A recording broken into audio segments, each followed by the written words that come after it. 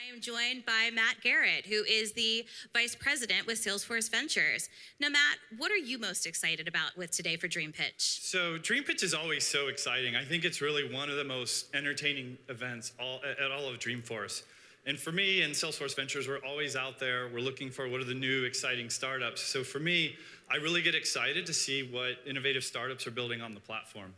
That's amazing. Well, I think we should actually talk to a few people who are some of the startups that you've met in the past. I agree. Let's do it. All right. Well, I would love to first chat with Sally Krawczyk, who is the CEO of Ellevest. Sure. Now, Ellevest didn't just take the model of investing and shrink and pink it for women. You really took that model and reinvented it for what matters to women. Now, what was that aha moment when you knew that women needed a new way to invest? Well, it started when I was putting on my mascara one morning. Literally, when I realized that the retirement savings shortfall in this country is actually a gender issue. Women live longer, women retire with 2/3 the money of men. Lots of people are working on getting women more money by closing the gender pay gap. I Googled gender investing gap. No one was talking about it, but discovered that the women in this room invest less than men do, and that can cost us millions of dollars over the course of our lives. That is, take this job and shove it money. That is leaving a bad relationship money. This is despite all of the big firms having women's initiatives that were mostly marketing. So we decided to found Ellevest and spend thousands of hours with women changing the product to a way that worked for them, as well as working on the marketing. That's fantastic. Now, how has your partnership with Salesforce Ventures helped you with that and how you're working with Ellevest? Well, it's been amazing. First of all, I stalked them, okay? In terms of the funding, I stalked them because I thought the values were so aligned between what is being done at Salesforce and what we're trying to do at Ellevest. And what's been amazing for us is working with some of the marketing capabilities of Salesforce, because for our marketing, for so many investing firms, it can be almost as easy as put an ad on Bloomberg or CNBC, because that's where the folks are. Women need to go on a journey where they're moving their cash from being in banks to investing. And so they're not watching CNBC all the time. And so we really need to find them where they are and learn their behavior and get them through a process. So working with Salesforce on this has been terrific. Great. Now, talk to me a little bit about what's next for Ellevest and where you're going to be headed in the future. Yeah, so we are so excited. Today is actually our 1-year anniversary of our launch. We have now 100,000 women in our community. We crossed 100,000 today. And we're going where, thank you, we're going where they're telling us to. What they have told us is that they are engaging with the platform, they are beginning to invest, and they're looking for financial planners, financial advisors, maybe even an Ellevest credit card, that they really think of this as a lifestyle brand where they've been confident in all areas of their lives but not investing. And this is a place where they can invest confidently. So we're going to go where they tell us to go. Well, thank you so much, Sally. All the work that you've done is fantastic, and I think it's going to be great for women everywhere. Thank you. Matt, looks like you've got somebody exciting over there as well. I do. I'm really excited to be with Trisha Price, the Executive Vice President for Product and Engineering of Encino. Welcome. Thank you. So thanks for being here. So Encino has built the leading cloud-based operating system for banks. And as the person who's in charge of the day-to-day technology and innovation, can you talk about the founding inspiration for Encino? Sure, Matt. We built Encino to help banks modernize and digitize their processes. We all know that all companies, employees, and customers have come to expect speed and convenience. And that's exactly why we built the bank operating system. We did that to help banks continue to compete and retain their competitive edge against alternative lenders and against their competitors, all through the speed and convenience of Encino's bank operating system. Fantastic. So you're a Salesforce Ventures portfolio company. You're built on the platform. So can you talk a bit about how you partner with Salesforce and how you work with Salesforce Ventures? Absolutely. Encino was built as a company and as an application to be for bankers and was built by bankers. And really what being on the Salesforce platform allows us to do is innovate really quickly and focus on what we're good at, which is building a banking application. And we get things like infrastructure and scalability and state-of-the-art security by building on top of that infrastructure. That's great. So it's always exciting to meet with you. Such an innovative company, always coming out with new products and ideas. So what's next for Encino? So we recently launched our retail banking application, and we did that working together with the Financial Services Cloud, which has just been fantastic. So we're excited to see the same growth with that part of our application that we have in commercial lending and in small business lending already. In addition to that, we are really excited about our globalization. We recently opened our first office overseas in London, and it's just really exciting to see us executing on the vision that we had from day one to be the global leader in cloud banking. All right. Well, thank you for that. Thanks, Matt. So Jess, do you have someone else you'd like to introduce? Absolutely. So Georgetown University is one of the leading academic and research institutions, offering a unique educational experience that prepares the next generation of global citizen. And I'm excited today to be joined by Judd Nichols, Vice President and Chief Information Officer with University Services at Georgetown, and Mark Koenig, General Manager for Higher Education and Nonprofit with Apereo. Now, Judd, I understand Georgetown has an active program to promote entrepreneurship among its students. Tell us a little bit about that.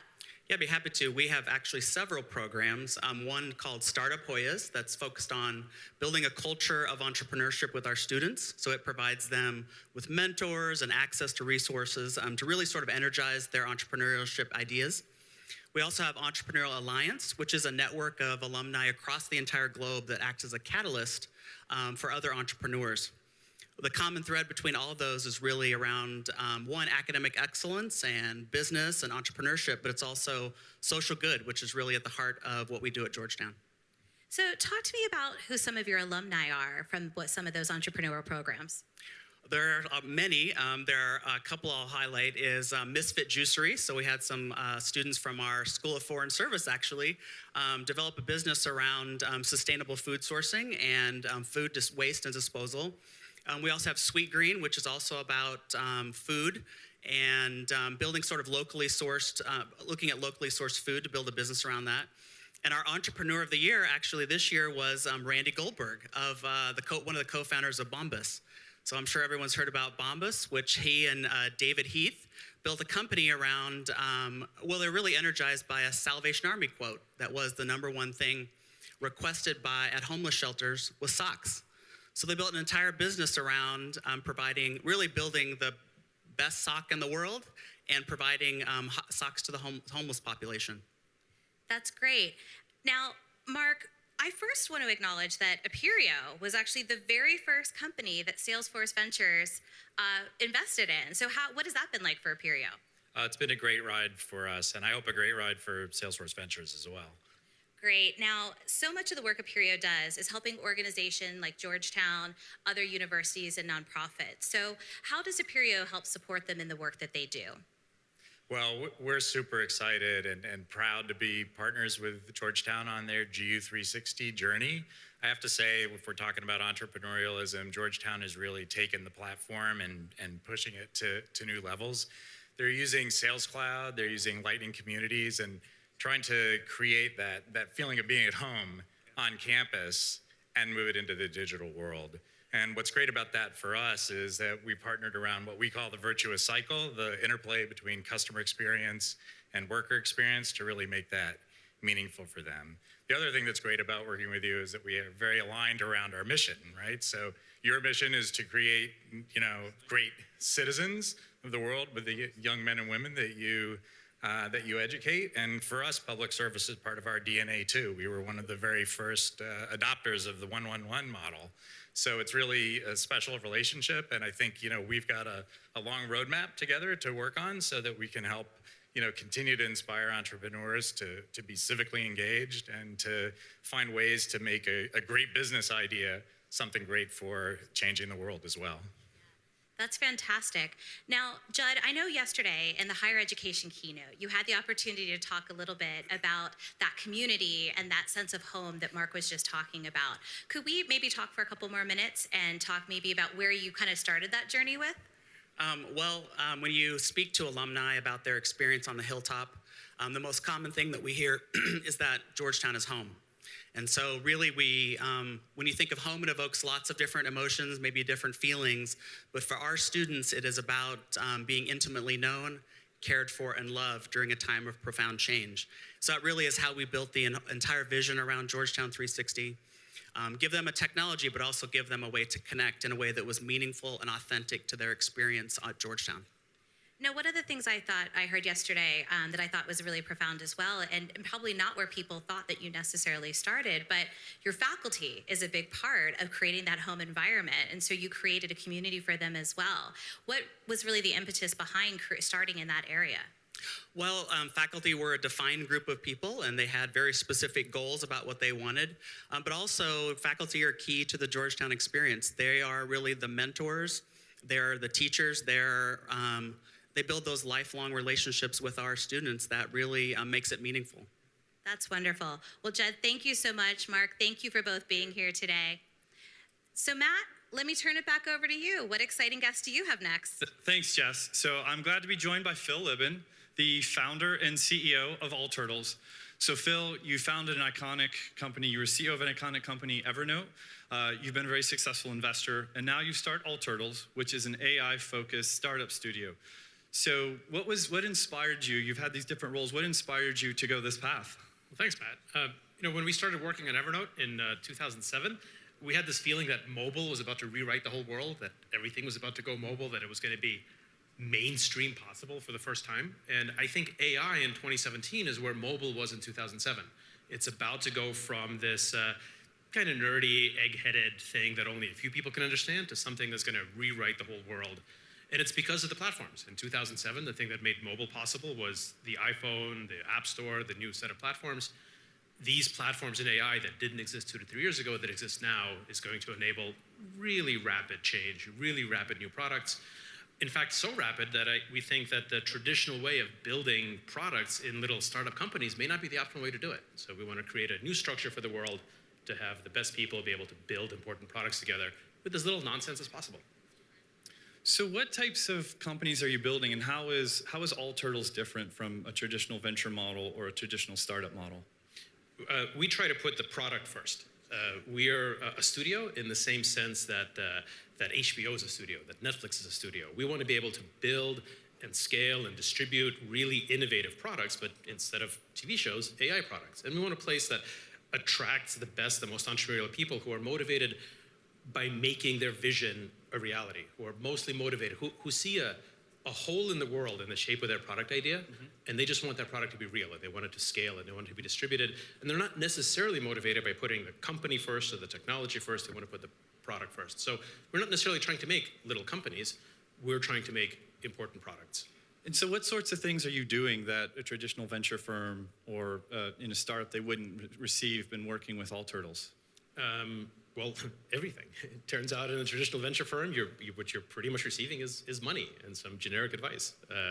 What we try to do is create a structure that has really brilliant people working on staff. We have a still small but pretty mighty team of engineers, designers, intellectual property people, writers, marketers.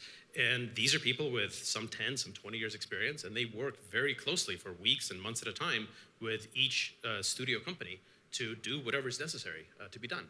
What we're mostly looking for, and the main reason why we love working with Salesforce so much, is we're looking for people who are deeply in love with a problem, who really understand some important problem in the world, some important problem that companies face, and who love the idea of solving this problem, and who are, frankly, maybe agnostic about the technology, about the solution. We want people in love with the problem with a few hypotheses that they want to iterate through about how it may be solved, and then we want to help them iterate through those hypotheses and solve problems in real products. And how do you work with companies like Salesforce? How do you meet with customers and get those ideas and whittle it down and then come up with company ideas based on that?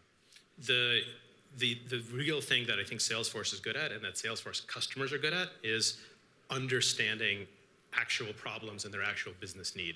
You know, there's so much about AI that's just buzz speak. That's just technology focused. It feels sometimes like you come up to any tree in the Silicon Valley or in Boston and you say AI and you shake it and a VC will fall out and give you money, and you don't really even have to know specifically. Are you saying VCs aren't well informed? And VCs are the most brilliant people in the world. Okay. But sometimes we don't focus on an actual practical problem, an actual practical solution. So working with a company like Salesforce that actually has real customers that are using Salesforce products and the Salesforce platform to solve real problems, it's kind of a breath of fresh air. So we're looking to identify the smartest people in Salesforce, in your customers' companies, that have this crisp understanding of a problem they want to solve that we can solve with AI. Got it. So we're about to see Dreampitch. So really exciting. So Phil, you're in a unique position. You've been on both sides of this. You've walked up and down Sand Hill, hand in hat, trying to raise money. You've also sat on the other side as an investor and telling startups how their idea is terrible and you wouldn't fund them. So these the companies that are coming up, they'll have a short few minutes to convince the judges that this is a brilliant idea. So in that context, what advice would you have for the companies that are going to be up there today? And I think any startup pitch can really be condensed to 3 sentences. You really don't need more than that. There's only 3 questions you need to answer. It's why this, why you, and why now? Why is this the most highest impact thing that you should be working on? Why are you the best person to do it? And why is now the time? Why not 2 years ago or 2 years from now? And nail those 3 questions, and that's all you need to do. Well, that's great advice. Well, so hopefully they'll take that into account. Thank you, Phil. Thanks, Matt. Yeah. So as Matt said, we are about to head into Dreampitch, and what better thing to do than, as we just heard over here from Phil, what his advice is talk to the people that have had to do it before. So Sally, what's your advice to everybody that's about to take the stage and make a pitch? Well, their pitch is sort of baked at this point. So if you don't have the answer to why this, why now, why you, scramble. The 2 pieces of advice I would give are you don't have a lot of time, so take a deep breath before you get started, center yourself, and then really let your passion show. If you don't believe in this and show you believe in it, it's hard to make other people believe in it as well. I think that's some great advice. Thank you, Sally. Now, Judd, just coming from the Georgetown perspective and from somebody at a university that has an entrepreneurship program, what are you teaching students there to prepare them when they have to go out and do their first pitch? Well, I think you need to be deep and you need to be brief. But I think you also need to take into account all the connections that you made across, as you've sort of built your product or you've built your idea, really take advantage, be bold, engage those connections, and wear good shoes. You're going to have to be pounding the pavement. You're going to have to be talking to a lot of people. So that would be my advice. Yeah, no, yesterday I heard you give a great quote. Do you happen to remember what that was? I do. St. Ignatius of Loyola was the founder of the Jesuit order. And he would often sign letters to Jesuits that were going off into missions, go forth and set the world on fire. And so that's what I would say to these pitchers is go forth, set the world on fire. And that is what we would love to see here today at Dreampitch. Go forth and set the world on fire.